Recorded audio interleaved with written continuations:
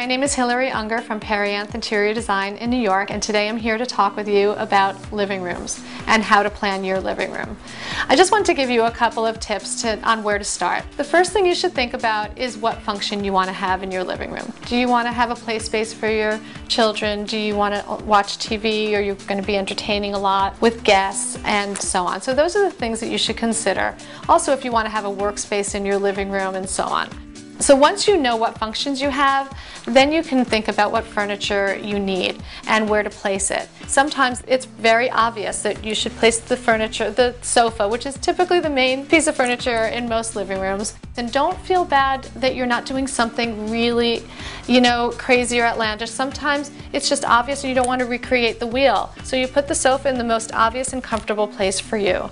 And then you create the room around that. This is an example of a living room that has some traditional elements to it. There's a built-in bookcase you need to think about also. Do you have a lot of books that you need to store and display? Do you have artwork? Do you have decorative elements that you need to put out? So that would determine whether or not you need to have bookcases. In this living room, there's a lot of pop color, and it creates a very warm and inviting feeling to it. You have to determine if you like a lot of color or do you like muted natural colors. So think about those things when you're designing.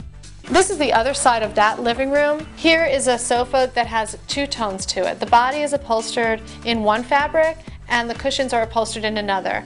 It's not a standard type of configuration. You may be able to find it at your local furniture store or be able to specify it. If you work with a designer, you definitely could have that look if you like it. Or you can even talk to your local furniture store about creating that. And what that does is it just gives interest to a large piece in the room. Just creates a little more dimension. It's just making it a little more custom to you. So when people walk into your home, it feels more custom. And what did you do here? What did you do there? Our living rooms are for living, and we spend a lot of time in them. And you really need to be comfortable in your space. It's amazing how our environment really affects us. So consider what look you want. If you want it to be more dark and den-like, library-like, or if you want it to be very light and airy.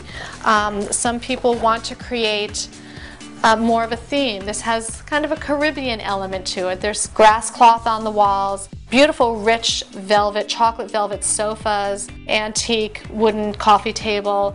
This creates a feeling. So when you're thinking about planning your living room, look in magazines, look in books, and see what different pictures evoke different feelings for you.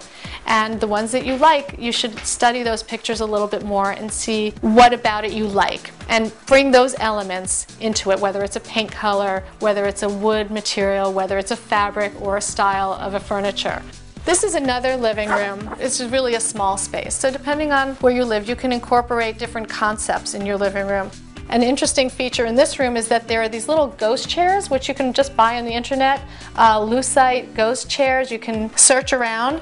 And since it's a small space, there's a lot of furniture in here. So putting another chair would have made it feel more cluttered. You can always use lucite to make it disappear. So it's still there, but it gives you more space. So that's a very effective tool. Also, again in here, just when thinking about materials, this is a pop color, this orange color on the chair.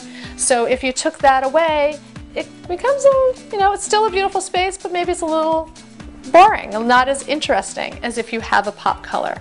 When you're looking at your fabrics, whether you're in the store, whether you're working with a decorator, think about having your base colors and then being able to have a pop color with it. It makes your space much more interesting. So I hope those are very helpful tips for you.